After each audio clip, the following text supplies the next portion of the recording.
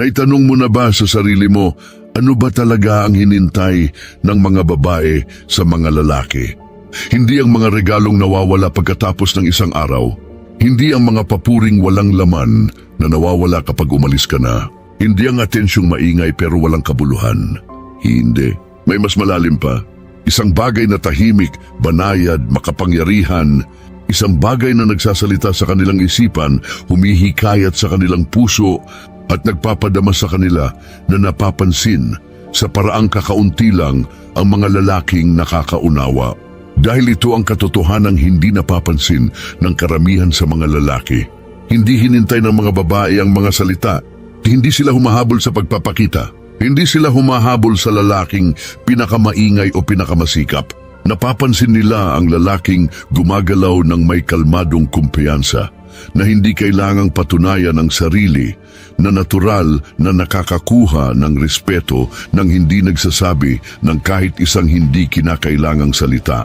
Ito ang klase ng presensya na nagpapalundag sa kanilang puso, na nagpapalago ng kanilang paghanga ng tahimik, na nagpapalagi ng kanilang isipan sa iyo kahit matagal ka nang wala.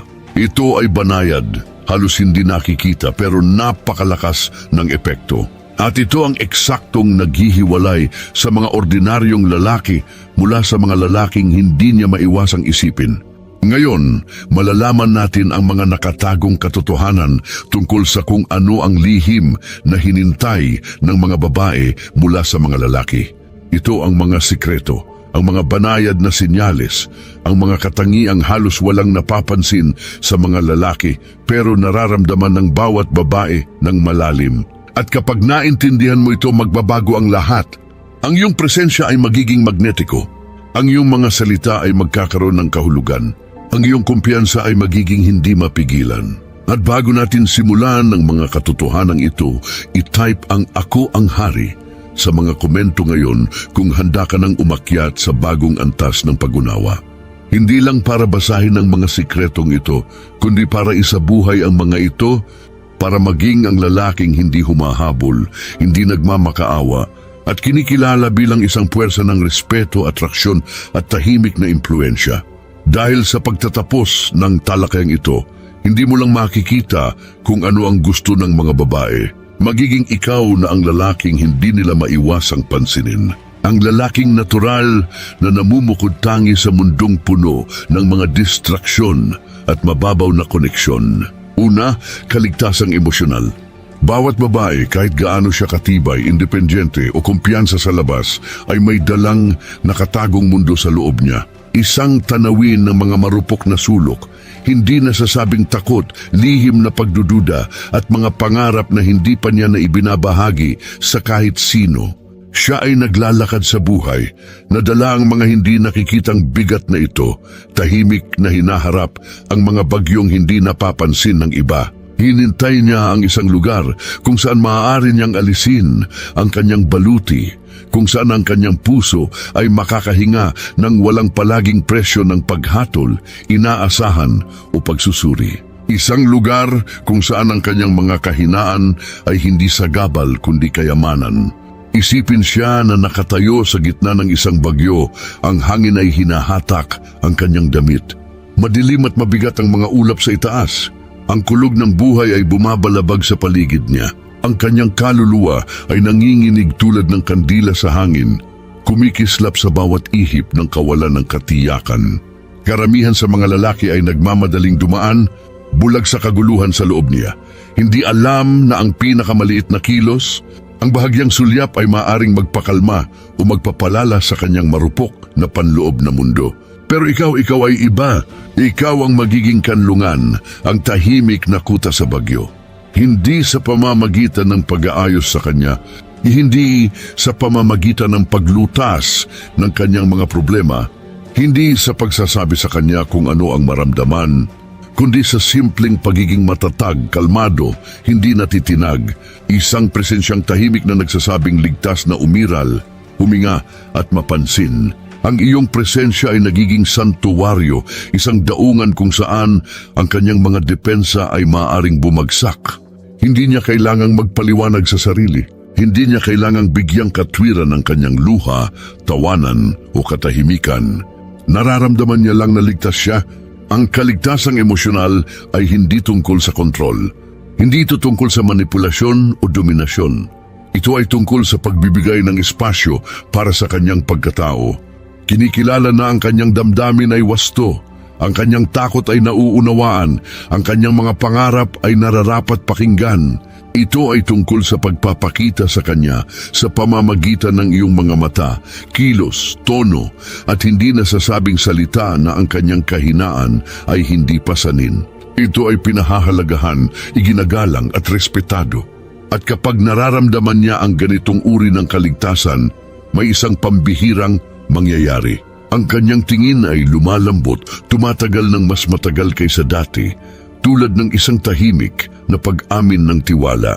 Ang kanyang mga salita ay dumadaloy ng mas malaya, nagpapakita ng mga layer ng kanyang pagkatao na hindi mo alam na umiiral. Mga saloobin, alaala at pangarap na itinago niya kahit sa kanyang sarili. Ang kanyang tiwala ay lumalago ng tahimik tulad ng mga ugat na nakaugat ng malalim sa ilalim ng lupa, na nagdudulot sa kanya sa iyo sa mga paraang hindi maipapahayag ng salita.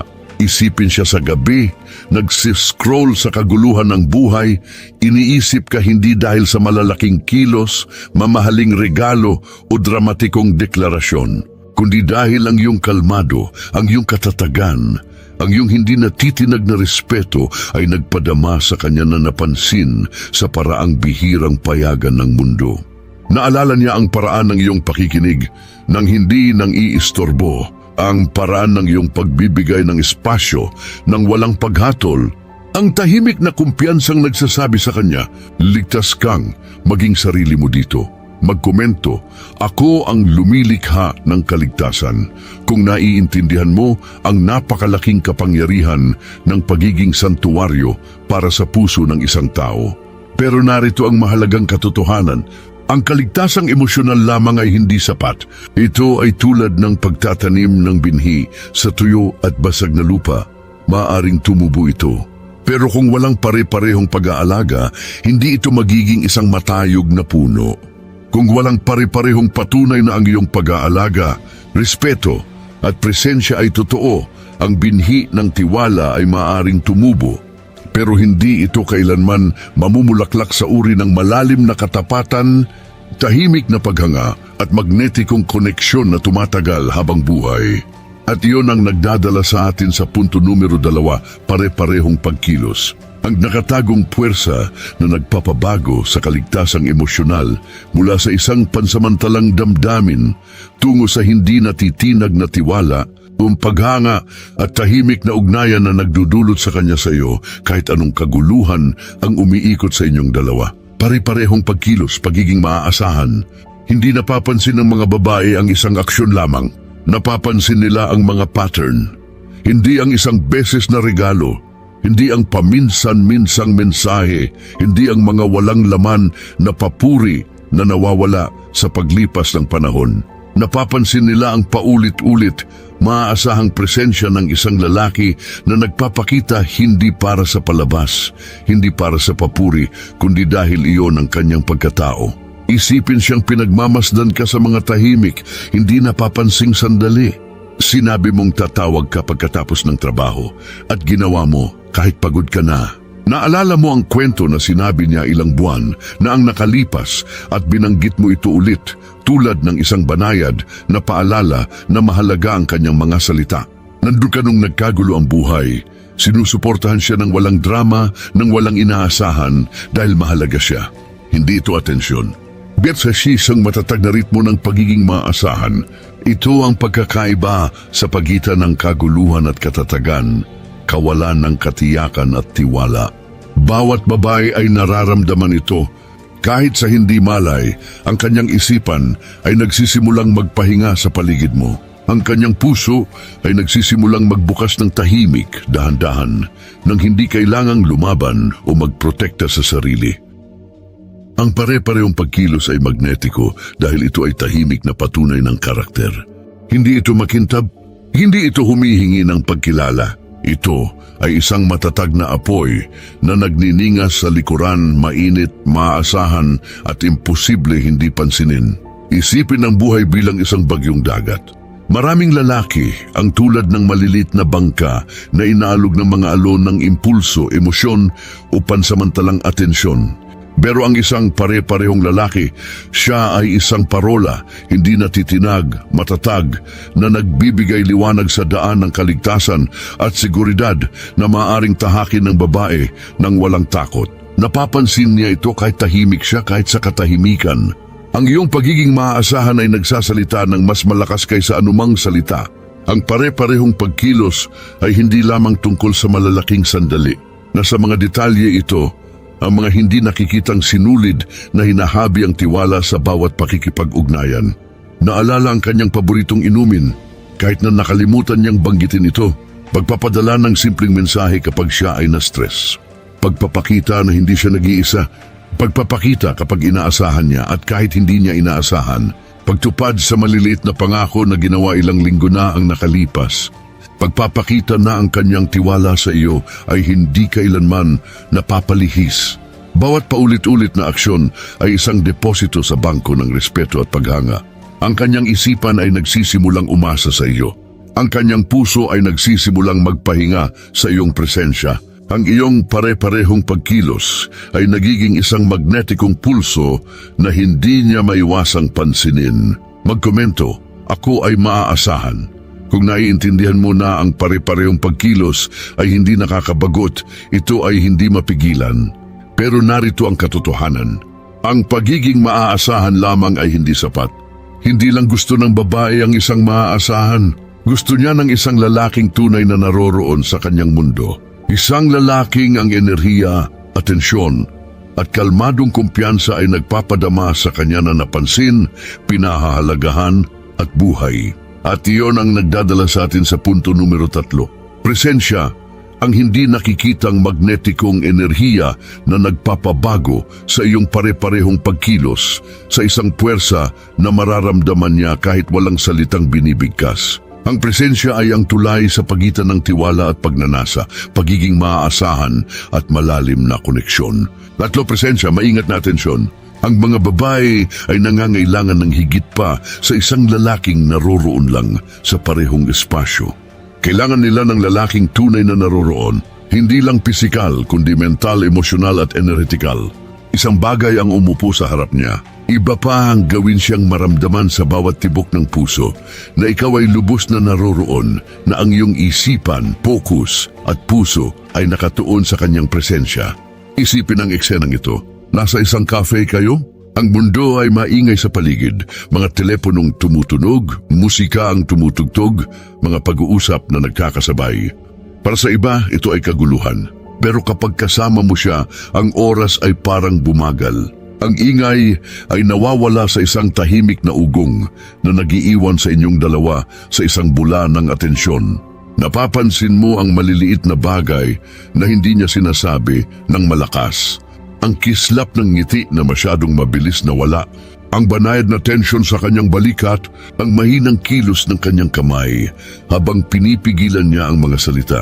Tumutugon ka hindi lang sa mga salita, kundi sa pag-unawa, empatiya at kalmadong kamalayan. Ang presensya ay maingat na pagmamasid. Pakikinig hindi lang sa kanyang mga salita, kundi sa katahimikan sa pagitan ng mga ito. Ang pag-aalinlangan, ang emosyong hindi niya binibigkas. Pagmamasid sa kanyang mga kilos, kanyang mga ekspresyon, ang pagtaas at pagbaba ng kanyang tono upang maunawaan ang kanyang tunay na kalagayan sa ilalim ng ibabaw. Nararamdaman ang kanyang nararamdaman ng walang paghatol, ng hindi nagmamadali na ayusin, ng hindi sinusubukang magmalaki, simpleng pagbabahagi ng espasyo ng kanyang karanasan. Kapag naranasan ng isang babae ang ganitong antas ng presensya, hindi lang siya naririnig, nararamdaman niyang napansin siya. Ang kanyang mga saloobin, kanyang mga kahinaan, kanyang mga nakatagong ngiti ay pinahahalagahan. Ang kanyang mga emosyon ay kinikilala at iginagalang, at ang kanyang pagkatao ay kinikilala bilang mahalaga. Ito ay isang bihirang enerhiya na nananatili kahit matapos ang eksena. Isipin ang buhay bilang isang bagyong karagatan. Mga alon na bumabalabag ng hindi inaasahan, kidlat na humahati sa langit. Hangin na nagbabantang maghiwalay ng lahat. Maraming lalaki sa bagyong ito ay nagpapanik, sumisigaw o sinusubukang kontrolin ang hindi makontrol. Pero ang lalaki ang napansin ng babae. Ang lalaking pinagkakatiwalaan niya ng likas ay nananatiling kalmado sa gitna ng kaguluhan. Hindi siya tumutugon sa bawat galaw. Hindi siya nadadala ng agos. Siya ay nagiging parula, ang angkla, ang matatag na puwersa na maaring asahan ng babae nang hindi iniisip. Ang mga babae ay naakit sa ganitong kalmadong lakas dahil lumilikha ito ng pakiramdam ng kaligtasan na nararamdaman nila sa kailaliman ng kanilang buto. Kapag nasaksihan niya ang isang lalaking hinaharap ang presyon, kahirapan o hindi inaasahang mga hamon ng may kalmado, hindi lang lakas ang nakikita niya, nararamdaman niya ito. Alam niya nang walang salitang binibigkas na kahit anong bagyo ang ihagis ng buhay sa kanya, mananatili siyang matatag, matibay at hindi natitinag. Ang kanyang presensya ay nagiging kanlungan, ang kanyang enerhiya ay santuwaryo. At sa espasyong iyon, maaari niyang ibaba ang kanyang mga pader, magtiwala ng lubos at maramdaman ang tunay na suporta nang hindi humihingi nito. Ang tunay na lakas ay nagpapakita rin sa maliliit na hindi napapansing sandali. Papapanatili ng kalmado kapag ang iba ay nagpapanik. Pakikinig ng kalmado kapag mataas ang emosyon sa halip na tumugon ng defensive. Paggawa ng maingat na mga pagpapasya sa ilalim ng presyon kaysa sa mga impulsibong reaksyon. Pagdadala ng sarili ng may tahimik na kumpiyansa na hindi kailangang ipahayag. Ang ganitong uri ng lakas ay hindi humihingi ng atensyon. Natural itong nakakakuha ng paghanga. Ito na is magnetiko dahil ito ay pare-pareho. Ito ay totoo. At ito ay naglalabas ng pakiramdam ng pagiging maaasahan na hindi kailanman maipapantay ng mga salita o kilos. Ito ang uri ng lakas na nagpapabago sa ordinaryong presensya sa isang puwersa na lubos niyang iginagalang, pinagkakatiwalaan at nararamdamang naaakit ng malalim. Ang lakas ay hindi tungkol sa dominasyon o kontrol sa kanya. Ito ay tungkol sa pagkontrol sa sarili. Kapag naikontrol mo ang iyong panloob na bagyo, natural na nakaayon ang lahat sa labas. Ang iyong kalmado ay nagiging nakakahawa. Ang iyong kumpiyansa ay nagiging hindi maipagkakaila. At ang iyong presensya ay nagiging isang bagay na hindi lang napapansin niya kundi hinintay. Isang haligi sa kaguluhan ng kanyang buhay. Pero kahit na ang malalim na lakas na ito bilang makapangyarihan at magnetiko ay hindi sapat sa sarili nito, ang mga babae ay hinintay din ng respeto at paghanga. Isang pagkilala sa kanilang halaga at isang refleksyon ng iyong sariling halaga na nagpapalalim ng atraksyon at emosyonal na koneksyon. At iyon ang nagdadala sa atin sa punto numero 5. Respeto, paghanga ang banayad, halos hindi nasasabing sining na nagpapabago sa lakas at presensya sa pangmatagalang impluensya, pagnanasa at koneksyon. 5. Respeto, pagpapahalaga. Bawat babae ay may dalang universo sa loob ng kanyang mga saloobin, pangarap, takot at mga hindi nasasabing kwento. Hindi niya gustong mapansin lamang dahil sa kanyang itsura, alindog o kung ano ang maibibigay niya. Gusto niyang igalang dahil sa kanyang isipan, kanyang mga pagpapasya, kanyang kalayaan at ang lakas na kailangan upang harapin ang buhay sa kanyang sariling paraan. Isipin siyang naglalakad sa mundo, palaging nasa ilalim ng presyon, hinuhusgahan o hindi nauunawaan ng mga taong nakikita lamang ang ibabaw. Pagkatapos ay nandyan ka, isang lalaki na napapansin ang mga banayad na bagay. Isang lalaki na hindi lang naririnig ang kanyang mga salita, kundi nakikinig ng malalim, na iginagalang ang kanyang mga desisyon kahit na naiiba ito sa kanya, na nakikita ang kanyang mga lakas at ipinagdiriwang ang mga ito ng hindi nararamdamang nanganganib. Ang respeto ay tahimik, makapangyarihan at nagbabago. Ito ay pagbibigay ng espasyo para sa kanyang pagkatao nang hindi sinusubukang kontrolin ito. Ito ay pagkilala sa kanyang mga pangarap nang hindi nararamdamang insecure tungkol sa kanyang ambisyon. Ito ay pagtrato sa kanyang mga opinyon bilang mahalaga, ang kanyang mga ideya bilang mahalaga at ang kanyang kalayaan bilang sagrado. Kapag nararamdaman ng isang babae ang ganitong uri ng respeto, may isang malalim na bagay na sumisiklab sa loob niya. Tiwala, paghanga at isang magnetikong koneksyon na higit pa sa mababaw na atraksyon. Ang pagpapahalaga ay umakma sa respeto sa isang banayad, ngunit hindi mapigilang paraan. Hindi ito tungkol sa walang laman na papuri. Ito ang pagkilala sa kanyang kakanyahan. Ang tahimik na pagkilala na siya ay mahalaga dahil sa kung sino siya. Napapansin mo ang kanyang pagsisikap kapag walang ibang napapansin. Kinikilala mo ang kanyang tapang kapag hinaharap niya ang mga hamon ng mag-isa. Pinupuri mo hindi lang ang kanyang kagandahan, kundi ang kanyang talino, kanyang malikhaing kakayahan, kanyang katatagan. Ito ang maliliit na bagay. Pag-alala sa maliit na kwento na ibinahagi niya, pagkilala sa mga desisyong ginawa niya, pagdiriwang ng kanyang mga tagumpay, kahit na mukhang hindi mahalaga sa mundo. Isipin siya sa pagtatapos ng isang mahaba, nakakapagod na araw. Pagod na siya mula sa patuloy na mga hinihingi ng buhay. Hindi napapansin ng karamihan, hindi pinahahalagahan ng marami. Pero iniisip kanya hindi dahil binigyan mo siya ng mga material na bagay o atensyon, kundi dahil ang iyong respeto at pagpapahalaga ay nagpadama sa kanya na napansin, iginagalang, at buhay sa isang mundong madalas ay hindi siya pinapansin. Ang iyong pagkilala ay nagiging isang tahimik na santuwaryo para sa kanyang espiritu. Isang paalala na may tunay na nakakaunawa sa kanyang halaga. Pero narito ang mahalagang katotohanan. Ang respeto at pagpapahalaga lamang kahit na tunay ay hindi sapat upang lumikha ng malalim na koneksyon. Hinintay din ng isang babae ang kalayaan. Ang kalayaang maging kanyang sarili ng lubos ng walang paghatol, ng walang presyon, ng walang takot na mawala ang iyong pag-apruba. Gusto niya ng espasyo upang tuklasin ang kanyang mga hilig, magkamali, tumawa ng malaya, umiyak ng walang kahihiyan at ipahayag ang kanyang tunay na sarili. Ito ang balanse ng respeto, pagpapahalaga at kalayaan na nagpapabago sa ordinaryong atensyon sa pangmatagalang atraksyon, mababaw na paghanga sa malalim na koneksyon at kaswal na interes sa tunay na pag-ibig. At yun ang nagdadala sa atin sa punto numero 6, kalayaan. Autonomiya ang hindi nakikitang puwerso na nagbibigay daan sa kanya na huminga, umunlad at maramdaman ang pagiging buhay kasama ka sa kanyang tabi. 6, kalayaan na maging sarili. Na koneksyon na hindi maaring umunlad sa ilalim ng kontrol. Hindi ito maaring lumago sa mga tanikala o sa mga patakarang nakakasakal.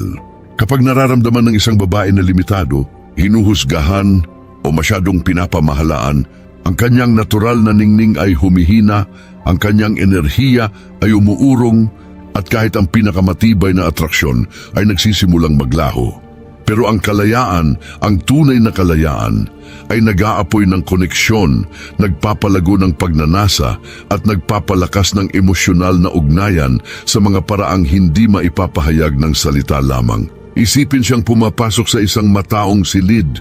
Ay bagaman ay gumagala, ang mga pag-uusap ay dumadaloy, ang enerhiya ay maingay kahit saan. Nararamdaman niya ang mga banayad na paghatol, ang mga nakatagong presyon na sumunod, na kumilos sa paraang akma sa inaasahan ng iba. Pagkatapos ay nandyan ka, kasama mo, hindi niya kailangang ayusin, itago o salain ang kanyang sarili. Malaya siyang tumawa. Ibinabahagi niya ang kanyang mga ideya nang walang pag-aalinlangan. Ipinapahayag niya ang saya, pagkabigo, kuryosidad at kahit na mga kontradiksyon, lahat ng walang takot sa paghatol. Ang kalayaan ay hindi pasibo. Ito ay aktibong respeto para sa kanyang pagkatao. Ito ay pagtitiwala sa kanyang mga desisyon kahit na hinahamon nito ang iyong mga palagay. Ito ay pagpapahintulot sa kanya na ituloy ang kanyang mga hilig, pangarap at ambisyon. Alam na ang kanyang kalayaan ay nagpapalakas sa inyong koneksyon sa halip na nagbabanta dito. Ito ay pagbibigay sa kanya ng espasyo upang magkamali, lumago, mag-explore, at kahit mabigo na may hindi nasasabing mensahe, ligtas kang maging tunay na ikaw sa paligid ko. Isipin ang mahika ng dinamikong ito. Siya ay nag-e-eksperimento, nagtutuklas at nagpapahayag ng walang pigil. Natutuklasan niya ang mga bahagi ng kanyang sarili na maaaring itinago niya sa mundo. Lumalago siya sa kumpiyansa, tapang at emosyonal na lalim. Nararamdaman niya ang isang magnetikong haplos patungo sa iyo. Hindi dahil diniktahan mo ang kanyang pag-uugali, kundi dahil iginagalang mo ang kanyang pagiging tunay. Ihambing ito sa kontrol. Ang mga lalaking sinusubukang dominahin ang kanyang mga desisyon, itama ang kanyang mga saloobin o higpitan ang kanyang kalayaan ay lumilikha ng mga pader at pagtutol. Ang kanyang kuryosidad ay nawawala. Ang kanyang enerhiya ay umuurong. Ang kislap ng atraksyon ay humihina. Ngayon, ihambing iyon sa kalayaan sa pamamagitan ng pagbibigay sa kanya ng espasyo. Lumilikha ka ng ligtas na santuwaryo para umunlad ang kanyang kakanyahan. Hindi ka nawawala. Naroroon ka, matatag, malakas, pero pinapayagan mo siyang magkaroon ng autonomiya upang magningning, magtuklas at lubos na manirahan sa kanyang sariling mundo. At kapag siya ay umuunlad sa kanyang kalayaan, ang kanyang respeto, paghanga at atraksyon sa iyo ay lumalalim ng natural, ng walang presyon, ng walang puwersa, ng walang manipulasyon. Ang kalayaan ay hindi kawalan. Ito ay presensya sa pinakamataas na anyo nito. Ito ang tahimik na kapangyarihan ng paglikha ng ligtas, nagpapalaya na espasyo kung saan maaari siyang umiral ng lubos. Alam na ang iyong respeto, tiwala at atensyon ay nananatiling hindi natitinag. Ito ay nagpapabago sa ordinaryong pagsasama sa malalim na koneksyon. Ito ay nagpapabago sa kaswal na interes sa pangmatagalang emosyonal na pagpapalagayan. Kapag naintindihan mo ito, makikita mo na ang kalayaan ay isa sa pinakabanayad, ngunit pinakamakapangyarihang kasangkapan sa atraksyon. Ito ang hindi nakikitang puwersa na nagbibigay daan sa kanya na huminga, umunlad, at pumili sa iyo hindi dahil kailangan niya, kundi dahil gusto niya ng malaya at lubos. Pero kahit ang kalayaan lamang ay hindi sapat, higit sa respeto, presensya, lakas at espasyo. Ihinintay din ng mga babae ang pagpapatunay, ang tahimik na pagkilala na ang kanyang mga desisyon, kanyang mga emosyon, at ang kanyang mismong pagkatao ay napansin, pinahahalagahan at nauunawaan.